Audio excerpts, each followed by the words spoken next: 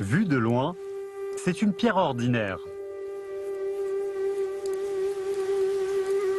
Les veines, ressemblant à des ruisseaux, ne sont visibles que de près.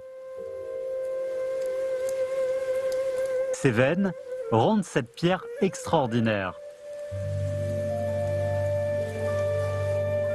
C'est une pierre avec laquelle on fabrique la pierre à encre de Shue. L'un des 4 types de pierres à encre les plus illustres en Chine. Par rapport aux autres, la pierre à encre de Shue est surtout caractérisée par les veines à sa surface. Il existe une myriade de veines différentes regroupées en 5 catégories. Les sourcils, qui sont des barres noires de grosseur, longueur et densité différentes.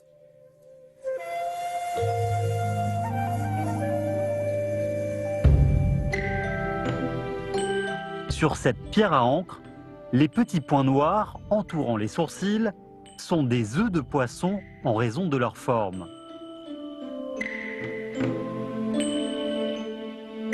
Les étoiles d'or sont les petits points d'or dispersés sur la pierre bleuâtre. La plaque d'or est appelée halo d'or. Le halo d'or a une beauté floue unique.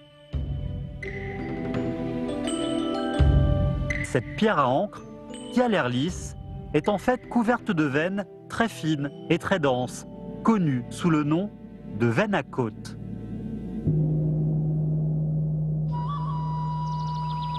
La pierre à encre de Shue a pris son nom de la région où elle était produite, l'ancien district de Shenzhou.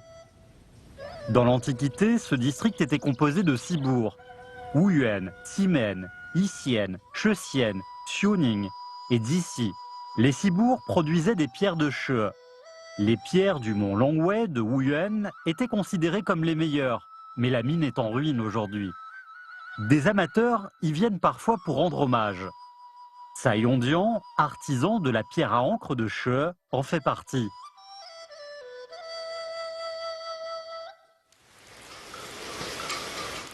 En termes de taille, cette pierre est assez rare. De plus, il y a de très beaux sourcils. Les imperfections sur le devant et le profil, son hôte la chérit tellement qu'il invite Tsai Yongdian à en faire une pierre à encre.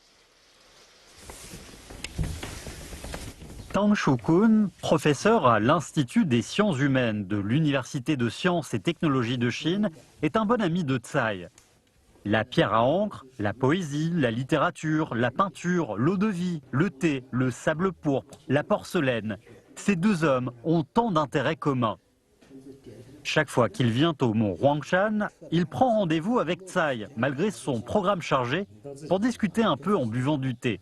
Cette fois-ci, Tsai Yongdian a sorti un long rouleau de peinture qu'il souhaite montrer à Monsieur Tang. La salle de Jiuzhou est le nom du cabinet de travail de Tsai.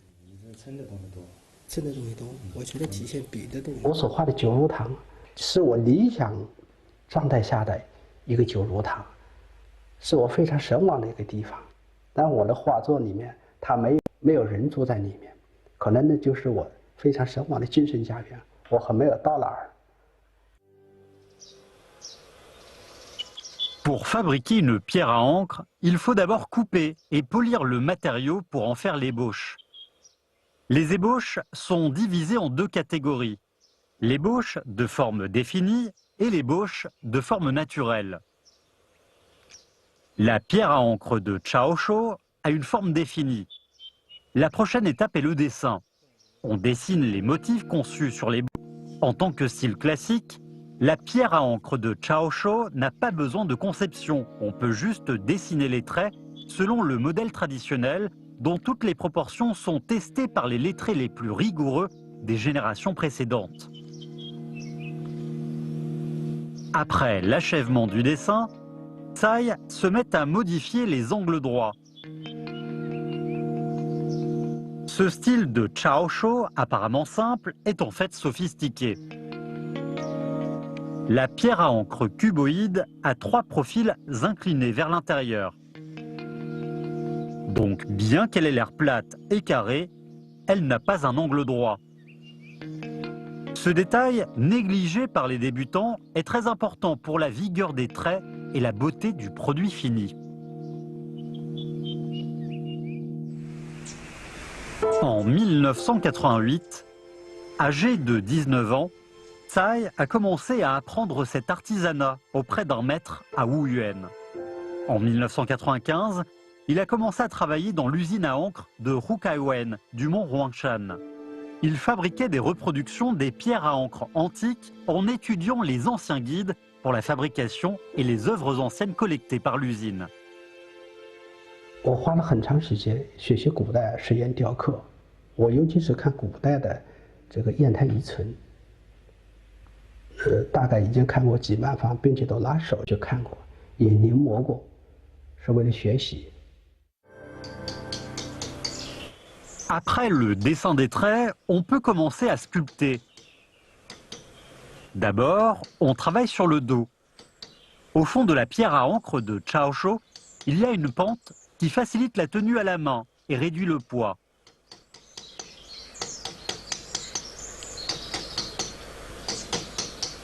La sculpture de l'ébauche est composée de 2 étapes. Premièrement, on frappe le burin avec un marteau pour enlever le surplus de pierre. Ensuite, on aplatit les parties creusées avec une petite pelle.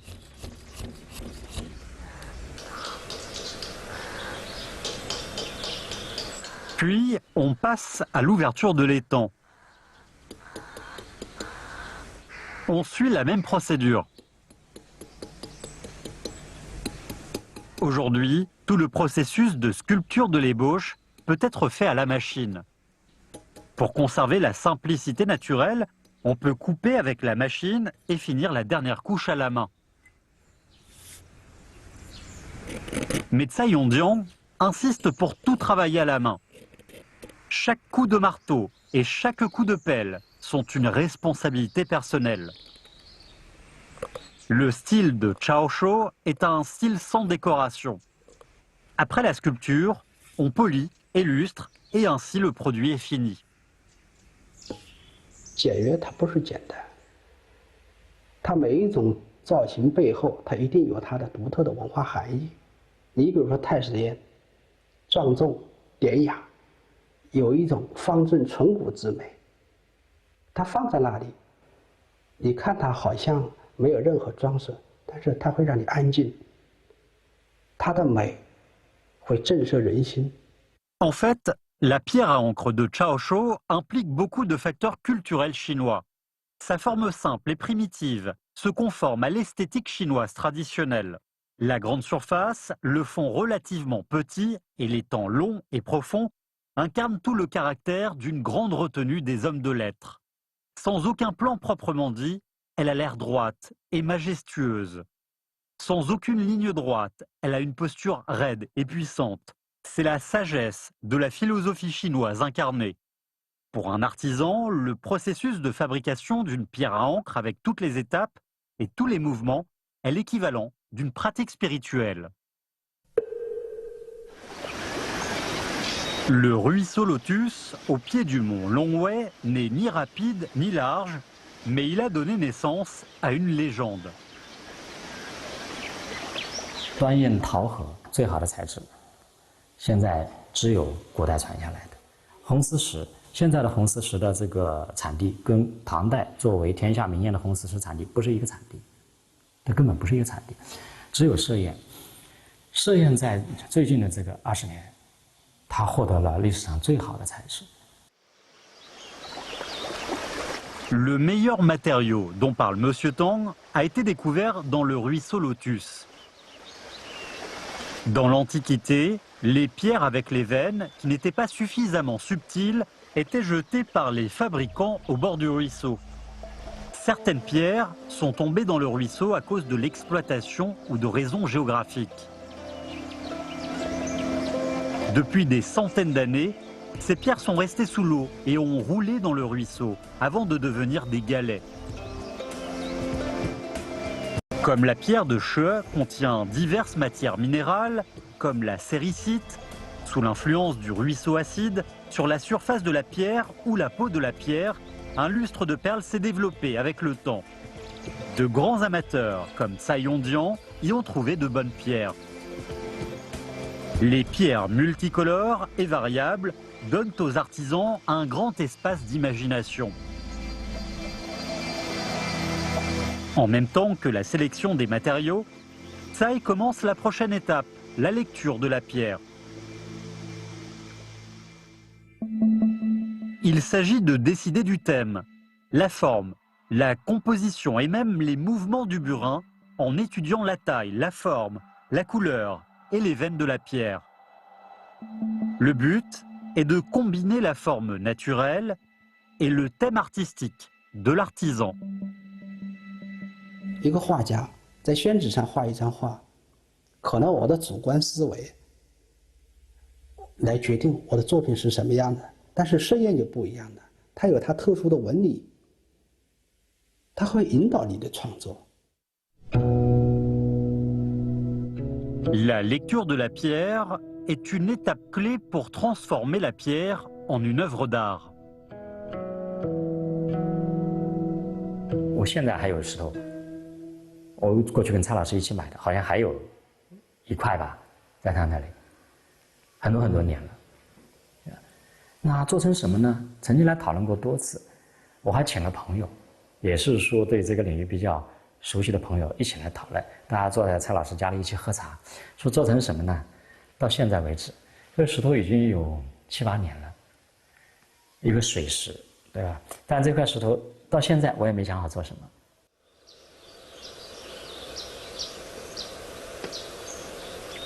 Cette pierre reste à la disposition de Tsai Yondian depuis 5 ans. Il a enfin décidé d'adopter la forme naturelle et créer une œuvre autour du thème de Tao Yuanming. Il va sculpter sur la surface l'histoire de 3 rires au bord du ruisseau Tigre, sur le profil la peinture Celle de Lotus et sur le fond un petit portrait de Tao Yuanming. Il dessine d'abord les motifs. Par rapport à la pierre à encre de Chaosho, celle-ci est beaucoup plus compliquée avec de nombreux éléments comme les pierres et montagnes, les arbres, la rivière, les personnages. Il y a une vingtaine de personnages. Tsai Yondian dessine sans aucune hésitation. Son habileté démontre ses capacités de peindre. En fait, il est arrivé à Wuyuan pour apprendre la peinture. 我当年在上海就遇到了徽州的实验商人，然后他看我在那儿每天画画，他就说我们徽州呢，那个山好水好，并且出现了很多艺术大师，著名的新汉画派，近代的黄宾虹，都是我们那里的。所以我就是觉得，我怀揣着一个当一个优秀画家的梦想，是来到了徽州。但是徽州呢，给了我更好的机缘，让我找到一个更能表现我艺术的载体，那就是摄影。 Après avoir achevé ses études à Wuyuan, il ne voulait pas se limiter au style approuvé. Comme il est originaire de Huai'an, dans le Jiangsu, et qu'il a appris la calligraphie auprès de son père, et puis la peinture traditionnelle chinoise auprès d'un maître, ses bases en calligraphie et peinture traditionnelle, qui l'aident à cultiver son caractère, l'inspirent aussi à innover. 我们的老，他们可能融入了徽州精细、圆浑、饱满的雕刻手法，会把它精细化、圆浑化、饱满化，是一件很不错的艺术鉴赏品。但是我觉得试验它应该是文人书法上的，它应该更有书卷气。我一直是反对试验要雕的民俗化，它是文人喜好之物，它一定要有书卷气。因此，我就觉得应该融入古代文人绘画。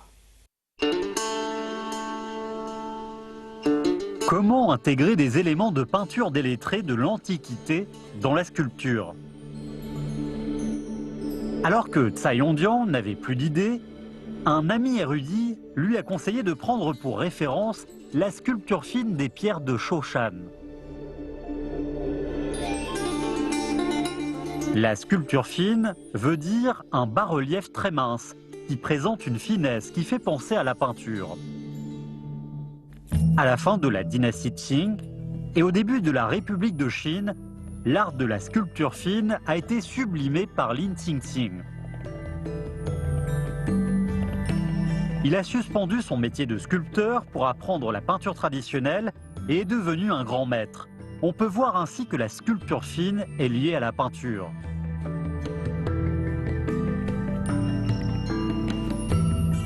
À part des bases en sculpture, pour apprendre la sculpture fine, il faut aussi une bonne maîtrise des techniques, règles et théories de la calligraphie et peinture chinoise traditionnelle. Tsai a appris la calligraphie et la peinture depuis son enfance, sans jamais s'arrêter.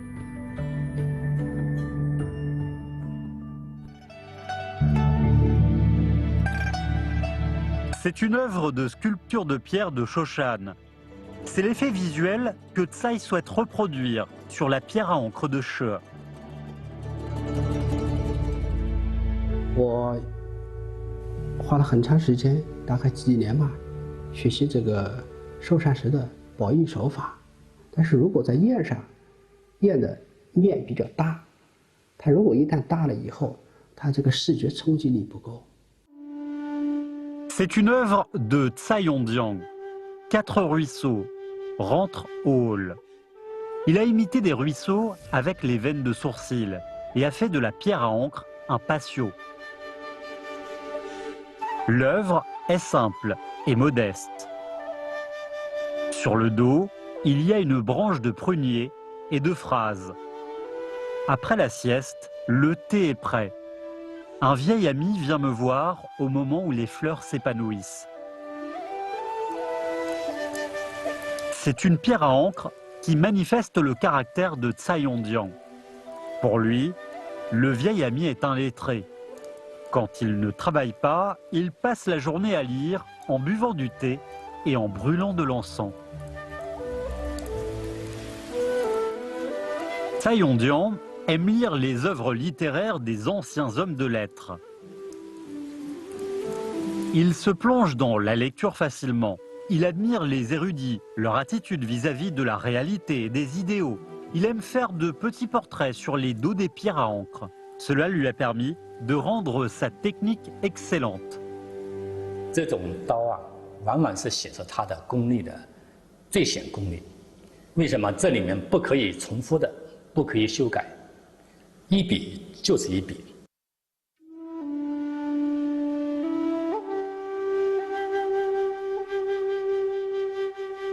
Le dessin au trait est le dessin d'une image avec des traits simples. Tsai Yondiang est en train de sculpter un petit portrait de Su Dongpo, selon la version de Zhao Manfu.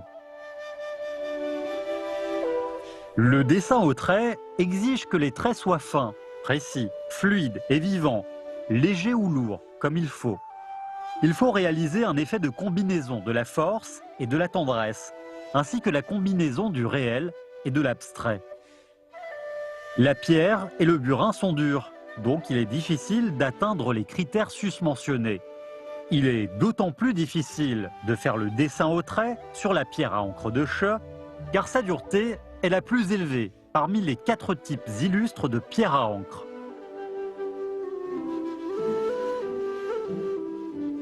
印流畅度是好，但是它可能韵味不足，对吧？就是你要让人缓一口气的部分、轻的部分、带的部分。 Dans le portrait de Su Dongpo par Zhao Manfu, les traits du devant de la veste semblent détachés, mais sont en fait liés. Ces traits subtils, comment les réaliser avec le burin?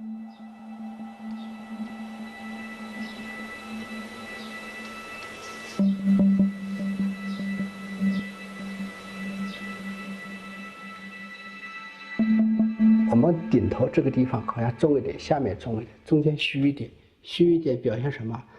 它这个肚子是鼓的，线条是可以看到体积感的。 La ligne à l'extrême droite du portrait est la plus longue, allant de la jambe à l'épaule. Tsai Yondiang a laissé cette partie pour la dernière étape. Il va achever cette ligne d'un seul coup de burin.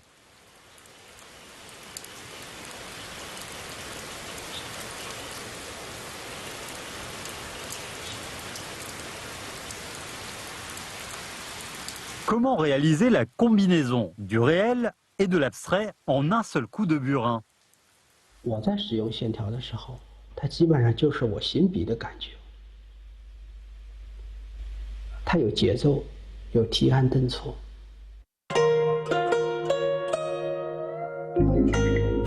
Le secret de la calligraphie réside dans les mouvements du pinceau. Tsai Yong-dian, qui est fort dans la calligraphie et la peinture chinoise, a pris pour référence l'utilisation du pinceau dans le dessin au trait de la sculpture de pierre à encre.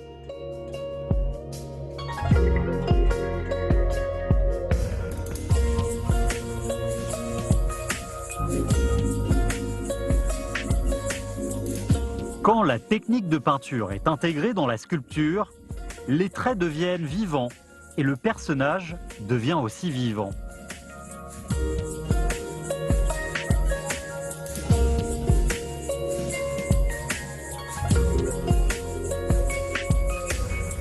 Il 把他的书画、绘画的功底和他对那个艺术、对文学的理解都融到里面去了。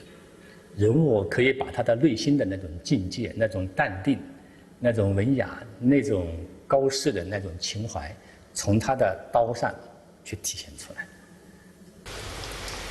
Ses excellentes techniques de dessin au trait lui ont fait gagner une grande réputation dans le milieu professionnel.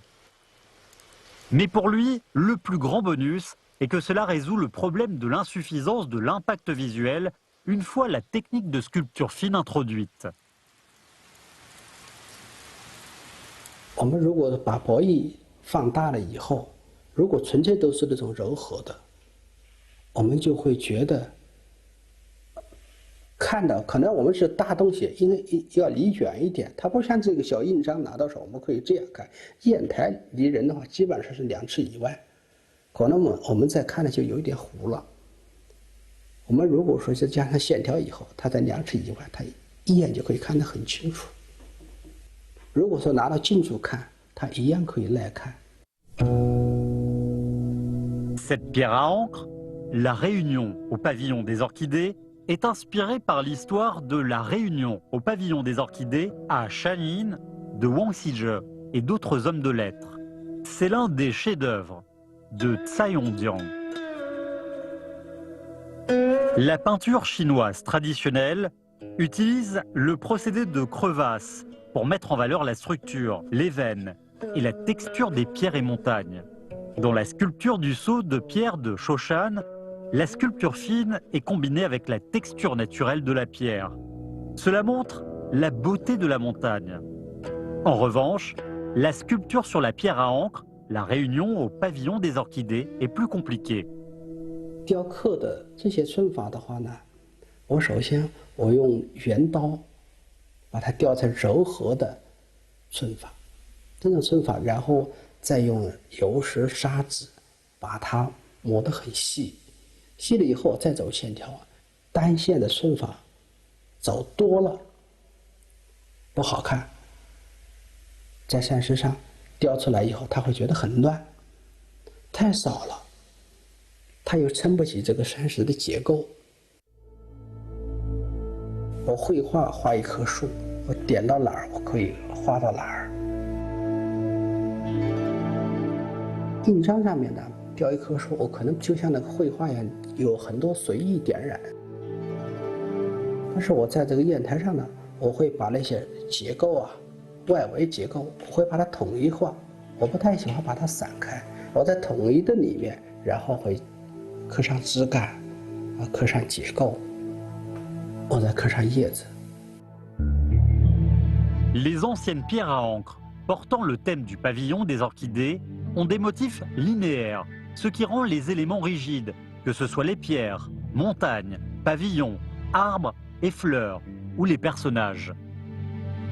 La pierre à encre du pavillon des orchidées de Tsai Yong-dian, au contraire, est caractérisée par l'abondance d'herbes et d'arbres, des vêtements flottants, du fleuve voilé par le brouillard et des dizaines de personnages, En 2011, cette œuvre est entrée au musée de la Cité interdite de Beijing.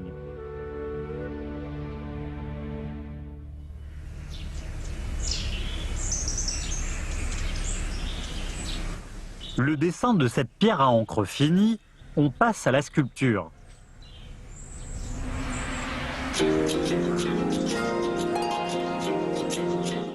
Suivant les motifs dessinés avec l'aiguille, on trace une ligne précise et bien visible avec le bout. Dans la sculpture fine, cette ligne s'appelle la ligne de resserrement. Ensuite, on pèle et enlève le surplus de pierre en dehors de la ligne de resserrement pour rendre proéminente la partie du paysage. Ce procédé est appelé curage de la terre. Ce procédé est très exigeant sur l'épaisseur. Si l'épaisseur est trop profonde, le produit fini perdra la sensation à la main quasiment plate, douce et réservée. Si l'épaisseur est insuffisante, le produit perdra l'effet tridimensionnel. Après le curage de la terre, on fait la sculpture de relief sur le paysage proéminent. L'étape de la sculpture est ainsi achevée.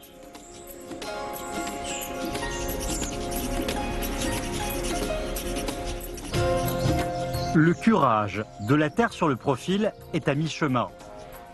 Bien que Tsai Yong-jiang ait traité une longue imperfection, elle est toujours voyante.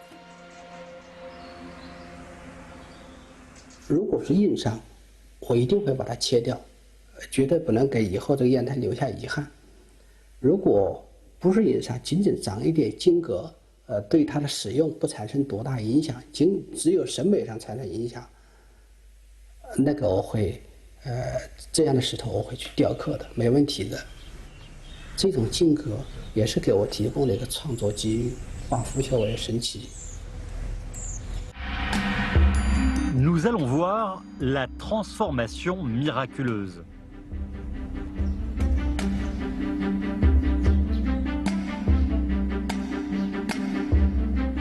En fait, Tsai Yong-jiang n'a pas insisté sur le défaut. Quand un fleuve prend forme, la ligne s'intègre naturellement dans les ondulations des pierres et montagnes lointaines.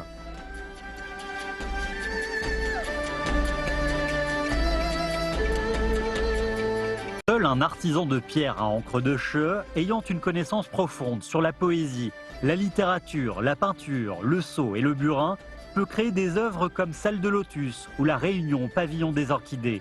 C'est grâce à ce genre de pierre que Tsai Yong-jiang jouit d'une haute réputation.